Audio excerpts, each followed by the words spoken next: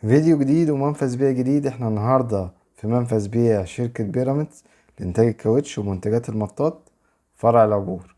كلنا عندنا أسئلة عن الكاوتش المصري، أماكن بيع المنافذ، في ضمان قد ايه، أقل كمية ممكن استلمها من المنفذ، والسؤال الأكثر انتشارا، في كاوتش الملاكي والنقل ولا لأ. هنحاول نرد على كل الأسئلة في الفيديو النهاردة. يلا بينا.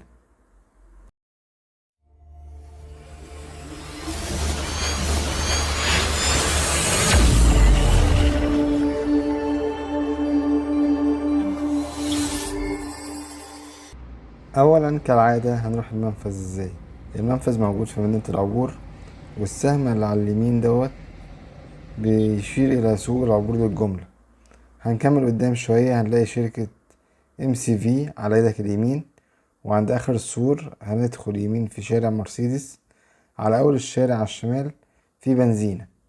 هنكمل في الشارع حوالي 500 متر هنلاقي منفذ بيع كاوتش بيراميدز على ايدك الشمال، وفي منفذ بيع تاني في المصنع في بورسعيد، ومنفذ في طنطا، ومنفذ كمان في الصعيد.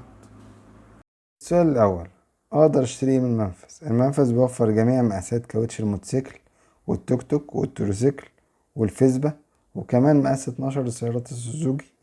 وبيطلع من منفذ الكاوتش فاتورة عليها ضمان عام كامل ضد عيوب الصناعة، ودي حاجة ممتازة جدا. يعني مين اشترى كاوتش مستورد عليه ضمان سنة كاملة. السؤال التاني، اقدر اخد كام فردة من المنفذ؟ هما عندهم كذا نظام للجملة والنص جملة والقطاعي، لكن حضرتك ممكن تستلم فردة واحدة. ممكن تروح المنفذ تاخد فردة واحدة وهيكون عليها ضمان زيها لو خدت 1000 فردة. وطبعا ده سعر مصنع، هيكون أقل من الوكيل أو من تاجر التجزئة.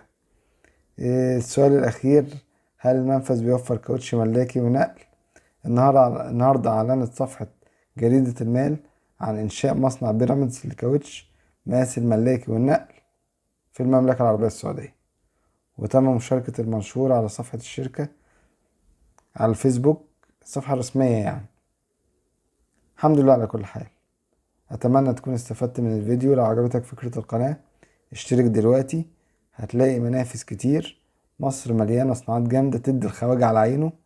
كنتم النهاردة في منفذ بيع شركة بيراميدز لكاوتش فرع العبور، بكل فخر، صنع في مصر. سلام.